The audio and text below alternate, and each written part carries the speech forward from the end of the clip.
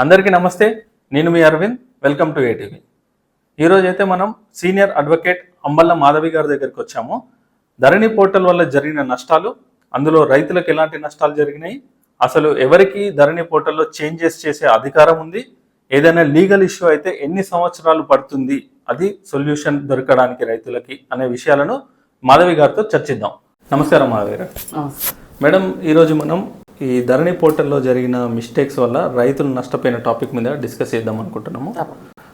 Madam, అయితే ఒకటే survey number మీద ఇద్దరు రైతులకి ల్యాండ్ ఉంది. కాకపోతే ఒకరిది 3 acres, ఒకరిది 2 acres. ఇందులో ధరణి పోర్టల్ మిస్టేక్ వల్ల 3 ఉన్న అతనికి 2 ఉన్న అతనికి 3 రికార్డ్ అయింది. సో ఈ ఇష్యూని ఓవర్కమ్ చేయడం ఎలా? ధరణిలో ఈ రికార్డు ఒకరి ఎక్స్టెంట్ ఇంకొకరికి పడ్డప్పుడు దాన్ని సవరించేటువంటి అవకాశం ప్రస్తుతం లేదు. ఈ ధరణి పోర్టల్లో ఆ ఆప్షన్ కనుక పెట్టినట్టయితే ఈ సవరణ చేయడానికి అవకాశం. ఇందులో 2 రకాల సమస్యలు. ఒకటేంటంటే ఆ సర్వే నంబర్ మొత్తంలో ఎంతమంది పట్టేదారులు ఉన్నారు, ఈ ఎక్స్టెంట్ రానటువంటి వ్యక్తికి ఆ సర్వే నంబర్ మొత్తం ఉన్నటువంటి భూమికి టాలీ చేయాలి. ఉదాహరణకి ఒక సర్వే నంబర్లో 10 ఎకరాలు ఉండి 4 పట్టేదారులు ఉండి అందరికీ ఎక్స్టెంట్ ఈక్వల్గా డిస్ట్రిబ్యూట్ అయ్యి ఉండి దాన్ని తర్వాత ఒకరి ఎక్స్టెంట్ ఎక్కువ వచ్చి ఇంకొకరికి తక్కువ వచ్చినప్పుడు అక్కడ సర్వే నెంబర్లో మొత్తం భూమి 1 ఎకరం ఏదైతే మీరు అంటున్నట్టు తక్కువ వచ్చిందో అక్కడ వేకెంట్ కనిపించాలి పోర్టల్లో, ధరణి పోర్టల్. దాన్ని ఆన్లైన్లో మిస్సింగ్ సర్వే నెంబర్ అని చెప్పేసి పెట్టుకుంటే దాన్ని సవరణ చేసేటువంటి అవకాశం ఉంది. కానీ ఇందాక మీరు అడిగిన క్వశ్చన్లో ఒక సర్వే నెంబర్లో 2 పట్టేదారులు ఉన్నారు, మిస్సింగ్ ఏం లేదు. ఈ ఎక్స్టెంట్ మిస్సింగ్ లేనటువంటి దాన్ని ప్రస్తుతం ఉన్నటువంటి దాంట్లో అయితే ఎక్కువ వచ్చిన వ్యక్తి తిరిగి ఆయనకి రిజిస్ట్రేషన్ చేయడమా, లేదంటే కోర్టు వరకు వెళ్ళి దాన్ని డిక్లేర్ చేయించుకొని వచ్చి మార్చుకోవడమా అనేది ఇప్పుడు ప్రస్తుతం ఉన్నటువంటి ప్రాబ్లం రైతులు ఫేస్ చేస్తున్నారు. దీన్ని మార్చాల్సినటువంటి అవసరం ఉందని తహసీల్దారు వాళ్ళ సంఘం నుంచి వాళ్ళందరూ కూడా ప్రభుత్వానికి నివేదికలు కూడా పంపిండ్రు. ఈ ఎన్నికల తదుపరి మారుస్తామని అంటున్నారు, కానీ అది మార్చకపోతే మాత్రం రైతులు చాలా నష్టపోతారు. మేడం, ఈ రైతులకు ఈ మధ్యకాలంలో సర్టిఫైడ్ కాపీ అనేది ఇవ్వట్లేదు అనేది ఒక ఇష్యూ నడుస్తున్నది. సో అసలు ఇది ప్రాబ్లం ఎందుకు క్రియేట్ అయింది, అసలు దానికి సొల్యూషన్ లేదా? గతంలో రిజిస్ట్రేషన్ అనేది కేవలం రిజిస్ట్రేషన్ ఆఫీస్లోనే జరిగేది. అది వ్యవసాయ భూమైనా ఇళ్ల స్థలమైనా. ధరణి పోర్టల్లో వచ్చిన తర్వాత వ్యవసాయ భూములకి మా తహసీల్దార్ ఆఫీసు రిజిస్ట్రేషన్ అథారిటీగా, ఇళ్ల స్థలాలకు సబ్ రిజిస్ట్రార్ గారు పాత పద్ధతిలోనే. ఇప్పటికీ సబ్ రిజిస్ట్రార్ల దగ్గర ఇళ్ల స్థలాల రిజిస్ట్రేషన్ అయిన వాటిని ఆన్లైన్లో పెట్టి ఆన్లైన్లో నుంచి సర్టిఫైడ్ కాపీసు మనం ఎన్ని కాపీస్ కావాలనుకున్నా వాటి ఛార్జెస్ పే చేసుకొని తీసుకునే అవకాశం ఉంది. ఇదే అగ్రికల్చరల్ ల్యాండ్కి సంబంధించిన ల్యాండ్ రిజిస్టర్ అయిన తర్వాత ఒరిజినల్ కాపీతో పాటు ఒక సర్టిఫైడ్ కాపీ కావాలంటే పొందలేనటువంటి ఇబ్బంది తహసీల్దార్ ఆఫీస్లో ఉంది బికాస్ ఆఫ్ ధరణి. ఈ ధరణి వల్ల రైతులు ఆ ప్రాబ్లాన్ని ఫేస్ చేస్తున్నారు. అది ధరణి పోర్టల్లో మార్చాల్సినటువంటి అవసరం ఉంది.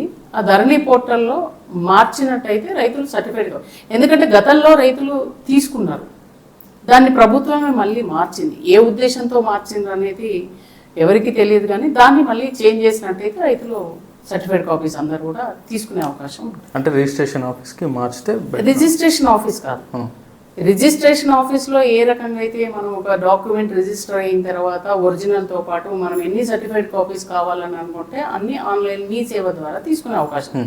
కానీ వ్యవసాయ భూములకు సంబంధించినటువంటి రిజిస్ట్రేషన్ దగ్గరికి వచ్చేటప్పటికి తహసీల్దార్ ఆఫీస్లో రిజిస్టర్ అయిన డాక్యుమెంట్స్కి సర్టిఫైడ్ కాపీస్ ఇవ్వట్లేదు.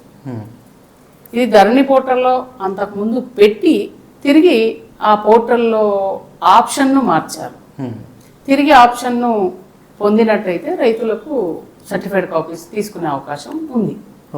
దాన్ని మారుస్తారని ఈ మధ్య కాలంలో మేము తహసీల్దార్ గారులతో ఈ ప్రాబ్లం గురించి చర్చించినప్పుడు వారు ఆల్రెడీ ప్రభుత్వానికి నివేదిక పంపిండ్రు. త్వరలో మారుస్తారు, ఆప్షన్ వచ్చే అవకాశం ఉందని తెలియజేస్తారు. మేడం, ఇప్పుడు ఇది ధరణి గందరగోళం అనుకోవచ్చా? ఎందుకంటే ప్రతి ఒక్క ల్యాండ్ ఓనర్ దగ్గర వాళ్ళ డాక్యుమెంట్స్ ఉంటాయి. ఆ డాక్యుమెంట్ బేస్ చేసుకొని ధరణిలో ఎంట్రీ చేస్తే అసలు ఈ ప్రాబ్లమ్స్ అనేది ఎరేజ్ కాకపోతే ఇష్టానుసారంగా ఎంట్రీస్ చేయడం వల్ల ఒకరి ల్యాండ్ ఒక్కరికి రావడము, ఇలాంటి డిస్ప్యూట్స్ రావడము, ఎంటీ ల్యాండ్ రావడము ఇలాంటివి జరిగింది. సో ఈ ఇష్యూని ధరణి గందరగోళం అనుకోవచ్చు మేడం. దానికి సొల్యూషన్ ఏమన్నా ఉంటుందా? అది ఇప్పుడు ప్రైవేట్ వ్యక్తుల చేతిలో ఉంది అని అందరికీ తెలిసిన విషయమే. ఇప్పుడు గవర్నమెంట్ హ్యాండ్ ఓవర్ చేసుకుంటుంది అని చెప్పి టాక్ ఉంది, కానీ ఎంతవరకు సాధ్యం అవుతుంది? ఒకవేళ గవర్నమెంట్ హ్యాండ్ ఓవర్ చేసుకున్నా వాళ్ళు ఏం చేయగలుగుతారు, ఎలా దీన్ని సాల్వ్ చేయగలుగుతారు? ధరణి గందరగోళం కావడానికి కారణాలు ఏవైతే ఉన్నాయో క్షేత్రస్థాయిలో అంటే ఫీల్డ్ మీద సరి అయినటువంటి సర్వే జరగకపోవడం వల్ల ఈ గందరగోళం ఏర్పడింది. ఒక పట్టేదారు ఆయన భూమిలో క్షేత్రస్థాయికి రెవెన్యూ అధికారులు వెళ్ళి పరిశీలన చేసి అక్కడ ఉన్నటువంటి పట్టేదారుని ఎవరినన్నా చుట్టుపక్కల వాళ్ళను అడగాల, ఈ భూమి ఇతందేనా, ఇతనికి ఇంతే ఎక్స్టెంట్ ఉందా, ఎంతవరకు ఉంది, ఈ భూమిలో ఈయన పట్టేదారు ఈయన కాకుండా ఇంకా ఎవరైనా ఉన్నారా, అలాంటి లోతుగా పరిశీలన చేయాల్సినటువంటి అవసరం ఉంది. అలాంటివి లేకుండా ఎవరో ఒకరు ఇచ్చినటువంటి ఇన్ఫర్మేషన్ ఆధారంగానే ఈ ధరణిలో కొన్ని ఎంట్రీస్ జరిగినాయి. ఆ ఎంట్రీస్ను తిరిగి తీసుకోవడానికి అవకాశం లేకుండా తహసీల్దార్లకు కానీ, ఆర్డీఓకి కానీ, జిల్లా కలెక్టర్లకు కానీ ఎలాంటి అధికారాలు మొదటి నుంచి ఇవ్వలేదు. తదుపరి కొన్ని ఆప్షన్స్లో అధికారం ఇచ్చినప్పటికీ కలెక్టర్ గారు మళ్ళీ దాని మీద ఒక హియరింగ్ అని బట్టి ఇరుపక్షాలకి మళ్ళీ నోటీసులు జారీ చేసి అది మాట్లాడి వాళ్ళ దగ్గర ఉన్నటువంటి డాక్యుమెంట్స్ అన్ని పరిశీలన చేసి చిన్న మైన్యూట్ ప్రాబ్లమ్సే తప్ప మీరు అంటున్నటువంటి మేజర్ ప్రాబ్లమ్స్ ఎక్స్టెంట్ విషయంలో కానీ ధరణి ఒరిజినల్ ఓనర్ ఎవరు అనేటువంటిది డిసైడ్ చేసే విషయంలో కానీ తహసీల్దార్లకు కానీ కలెక్టర్లకు కానీ అధికారం లేకుండా ఉంది. గతంలో ఎట్లుంటుండే అంటే మాన్యువల్గా ఉన్నప్పుడు తండ్రి పేరు పొరపాటుగా పడినా, ఇంటి పేరు తప్పుపడినా ఆ డాక్యుమెంట్ను సవరణ చేసుకునేటువంటి అవకాశం మాన్యువల్లో ఉన్నప్పుడు ఉండే. అప్పుడు తహసీల్దార్లు ఎవరో పేరు ఒక పట్టేదారు కాలంలో కొన్ని సంవత్సరాలు నా పేరు వచ్చి తదుపరి ఇంకొకరి పేరు పట్టేదారుగా నేనున్నప్పుడు నా పేరు వస్తుంది, 4-5 సంవత్సరాల తర్వాత కొత్త పేరు కనిపిస్తుంది. కొత్త వ్యక్తి పేరును తొలగించాలి అని అంటే అప్పుడు మాన్యువల్లో అవకాశం ఉండే. ఆర్డీఓ గారి దగ్గర అప్పీల్ వేసుకొని దాన్ని నాకు ఈ డాక్యుమెంట్స్ ఉన్నాయి, నేను ఈ భూమికి పట్టేదాన్ని, నేను కొనుగోలు చేయడం ద్వారా వచ్చింది, లేదు సాదా బైనామా ద్వారా కొనుగోలు చేసి నేను ఆర్ఓఆర్లో ఇంప్లిమెంట్ చేసుకున్నా అనేటువంటి దాంట్లో కానీ రిజిస్టర్డ్ డాక్యుమెంట్ ద్వారా కొనుగోలు చేసి నేను ఇంప్లిమెంట్ చేసుకున్నా, నాకు అయ్యా పట్టేదారు పాస్బుక్ ఇది వచ్చింది, నేను పహానీలో ఇన్ని సంవత్సరాల నుంచి ఉన్నా, ఈ సంవత్సరంలో నా పేరు రాలేదు మార్చండి అని చెప్పి అడిగితే అప్పుడున్నటువంటి ఆర్డీఓ గారు ఎంక్వైరీ చేసి ఇరు పక్షాలకు నోటీసులు ఇచ్చి డాక్యుమెంట్స్ అన్ని పరిశీలన చేసి క్షేత్రస్థాయిలో కూడా చూసి దాన్ని సవరణ చేసే అవకాశం ఉంది. కానీ ఇప్పుడు ధరణిలో ఆ అవకాశాన్ని కానీ ఆ అధికారాలు కానీ అంటే అధికారులకు లేదు. ఎంట్రీ చేయడానికి దాన్ని మాడిఫై చేయడానికి అట్లాంటి ఆప్షన్స్ అన్ని మాడిఫై చేయడానికి లేవు. ఇప్పుడు తండ్రి పేరు పొరపాటు పడింది, దాన్ని మాడిఫై చేయడానికి మళ్ళీ జిల్లా కలెక్టర్ గారికి అధికారం ఇచ్చి ఇదంతా ఎందుకంటే టైం తీసుకునేటువంటి కాలము ఎక్కువ గడిచేటువంటి ఒక వ్యక్తి ఆన్లైన్లో మళ్ళీ అప్లికేషన్ పెట్టుకొని ఆ అప్లికేషన్ పెట్టుకున్నది కలెక్టర్ గారి దగ్గరికి వెళ్ళి కలెక్టర్ గారు ఒక టైం ఫిక్స్ చేసి ఈయన పేరు తప్పుపడింది అనేటువంటిది పూర్తి స్థాయి రికార్డు తెప్పించుకొని ఆయన పరిశీలన చేసి హియరింగ్ విని చెప్పి అధికారులను మళ్ళా మార్పిచ్చేంత పోర్టల్లో మార్పిచ్చేంత వరకు సమయం వృధా అవుతుంది.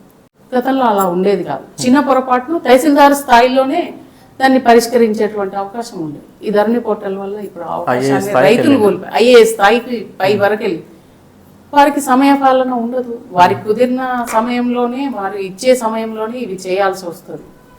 దానివల్ల కూడా రైతు నష్టపోతున్నాడు.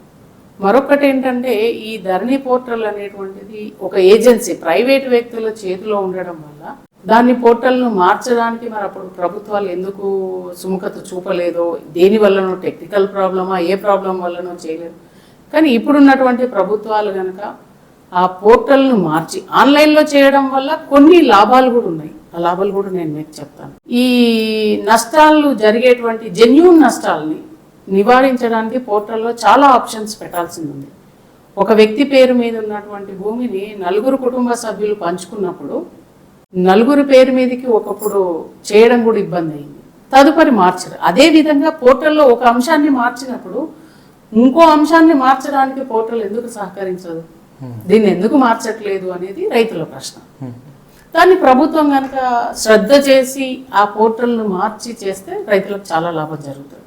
ఆన్లైన్ వ్యవస్థ వల్ల లాభం ఏంటి అని మీరు నన్ను ప్రశ్నించినట్టయితే, ఈ ఆన్లైన్లో ఉండడం వల్ల ఒకసారి జరిగినటువంటి రిజిస్ట్రేషన్ మళ్ళీ ఇంకోసారి జరగకుండా అదే నంబర్ మీద రెండు డబుల్ రిజిస్ట్రేషన్స్ అనేటువంటివి అవకాశం లేకుండా పోతుంది. ఒకసారి ఆ సర్వే నంబర్ను ఎంట్రీ చేసినప్పుడు ఒకసారి ఓపెన్ చేస్తే ఆ సర్వే నంబర్లో ఎంతమంది పట్టేదారులు ఉన్నారనేది అది మనకు డిస్ప్లే అవుతుంది, పోర్టల్లో చూపిస్తుంది.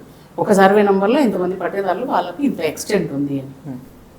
ఇది ఆన్లైన్ లేకముందు మాన్యువల్గా ఉన్నప్పుడు ప్రతిదీ రికార్డు బుక్ తీసి చూసే అవకాశం తహసీల్దార్ల మన సబ్ రిజిస్ట్రార్లకు ఉండేది కాదు. అలాంటప్పుడు దీన్ని అవకాశంగా తీసుకొని బై నంబర్ ఏదో నంబర్ పెట్టి డబుల్ రిజిస్ట్రేషన్స్ అయ్యేవి. దానివల్ల కొనుగోలుదారు చాలా నష్టపోయేవాడు. దాని వివాదం కోర్టు వరకు వెళ్ళి కోర్టులో సంవత్సరాల తరబడి అది ల్యాండ్ లిటిగేషన్లో పడింది.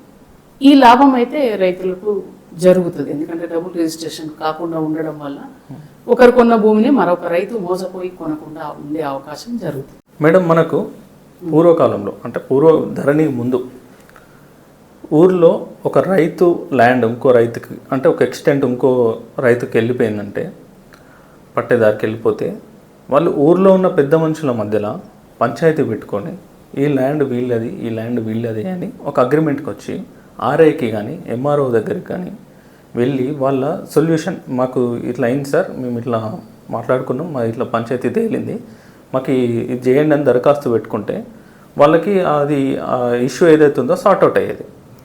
ఇప్పుడు ఆర్ఐ కానీ ధరణి వచ్చిన తర్వాత ఆర్ఐ దగ్గరికి వెళ్ళినా ఎంఆర్ఓ దగ్గరికి వెళ్ళినా ఐఏఎస్ దగ్గరికి వెళ్ళినా వాళ్ళకి కనీసం అధికారాలు లేవు కదా మేడం.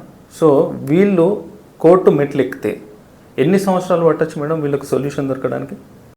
చాలా వ్యాలిడ్ క్వశ్చన్ అడిగారు. ధరణి పోర్టల్లో గతంలో రాకన్నా ముందుగా మీరు అంటున్నట్టుగా రద్దుబదులు అనేది ఉండేది. ఒకవేళ ఎక్స్టెంట్ విషయమే కావచ్చు, లేకపోతే మీకున్నటువంటి సర్వే నెంబర్ నాకు ఇచ్చి నాకున్నటువంటి సర్వే నెంబర్ మీరు తీసుకోవడము, ఈ ఎక్స్టెంట్లో కూడా ఏమన్నా అవకతవకలు ఉన్నా కానీ పెద్ద మనుషులు కూర్చొని పంచాయతీ చేసుకొని రద్దుబదులు అనేది రాసుకునేవారు. అలా కాకుండా ఎక్స్టెంట్ ఎక్కువ పడింది అని ఒక ఒప్పంద పత్రము రాసుకొని తహసీల్దార్ దగ్గరికి వెళ్ళి మాకు ఇలా ఎక్కువ తక్కువలు అయినాయి, దీని విషయంలో మేము నిర్ణయం చేసుకున్నాము, అతను ఒప్పుకున్న పత్రం రాసిచ్చాడు, దీన్ని పహనీలో మార్చండి, మాకు పట్టేదారు పాస్బుక్లో ఉంది, పహనీలో మాత్రం లేదు, ఈ పహనీ మార్చండి అని అడిగితే అప్పుడు ఆన్లైన్ లేకన్నా ముందు ఆన్లైన్ ఉన్నప్పుడు కూడా తహసీల్దార్ గారికి అధికారం ఉండే. ఆ అధికారాన్ని ఉపయోగించి వాళ్ళు కూడా క్షేత్రస్థాయిలో ఎంక్వైరీ చేసి ఇది నిజమే జరిగింది అని దాన్ని సవరణ చేస్తారు. ధరణి పోర్టల్ వచ్చిన తర్వాత వీళ్లకు తహసీల్దార్లకు, ఆర్డీఓలకు, కలెక్టర్లకు కానీ ఇలాంటి అధికారాలు లేకపోవడం వల్ల ఎక్స్టెంట్ మారిన దానికి ఎక్కువ ఎక్స్టెంట్ ఎవరి పేరు మీద అయితే, ఏ రైతు పేరు మీద అయితే ఉందో ఆయన తిరిగి రిజిస్ట్రేషన్ చేస్తే తప్ప తక్కువ ఎక్స్టెంట్ పడినటువంటి రైతు లాభపడే అవకాశం లేదు. దానివల్ల ఏమవుతుంది, నా ఎక్స్టెంట్ ఎక్కువ వచ్చింది, ఈ ధరణి పోర్టల్లో ఉంది కాబట్టి నేను రిజిస్ట్రేషన్ చెయ్యను, ల్యాండ్ వాల్యూ పెరిగినప్పుడు వండికేసుకుని కూర్చుంటారు. ఈవెన్ కుటుంబ సభ్యులు, కుల పెద్ద మనుషులు, ఊరి పెద్ద మనుషులు ఎవరు చెప్పినా నాకు ఇంత ఇస్తే నేను చేస్తాను, ఎందుకంటే ఈ ధరణి పోర్టల్లో ఉన్నటువంటి లూపోలు ఆ రైతుకు కూడా తెలుసు కాబట్టి. దానివల్ల ఏంటంటే సమయం ఎక్కువ పడుతుంది, నేను డబ్బులు ఆయనకి ఎందుకు ఇవ్వాలా, నా భూమి అని అతను వెళ్ళి కోర్టుకు వచ్చినట్టయితే సివిల్ దావాలో కోర్టులో ఉన్నటువంటి పెండెన్సీ వల్ల ఒక 4-5 సంవత్సరాల కాలం అయితే వృధా అవుతుంది, ఎంత తక్కువైనా. ఇక్కడ ఓడిపోతే మళ్ళీ పైకోర్టు ఉండనే ఉంటుంది, అక్కడికి వెళ్తాడు, అక్కడ సమయం పడుతుంది. దానివల్ల రైతు చాలా సమయము వృధా, డబ్బు వృధా, భూమి తిరిగి పొందడానికి కోసం చాలా శ్రమించాల్సి వస్తుంది. దీన్ని ధరణి పోర్టల్లో మార్చినప్పుడే దీనికి పరిష్కారం దొరుకుతుంది. కోర్టు మెట్లెక్కి ఈ భూమి పొందాలని అంటే సమయము, డబ్బు వృధా అయ్యే అవకాశం ఉంది కాబట్టి దీన్ని మార్చాల్సినటువంటి అవసరం ఉందని నా అభిప్రాయం. థ్యాంక్ యూ మేడం, మీ విలువైన సమయంలో కూడా మా కోసం టైం కేటాయించారు. మీ ఫస్ట్ వీడియోకి చాలా మంచి రెస్పాన్స్ వచ్చింది. అలాగే మీరు ఇచ్చే ఇన్ఫర్మేషన్ వ్యాలిడ్ అనిపించింది కాబట్టి అలాంటి రెస్పాన్స్ వచ్చింది. అందుకే మళ్ళీ మిమ్మల్ని అప్రోచ్ అయినాం. నేను మీకు థ్యాంక్స్ చెప్పాలి. Thank you very much. Okay madam. సమాజంలో పనిచేస్తున్నప్పుడు సమాజానికి ఏదో ఒక రకంగా ఉపయోగపడాలనేటువంటిది అభిప్రాయం నాకు. సో మీ వీడియో ద్వారా సమాజానికి కొంతైనా సేవ చేసేటువంటి అవకాశం కలిగినందుకు నేను మీకు కృతజ్ఞతలు. చూస్తూనే ఉండండి ఏటీవీ.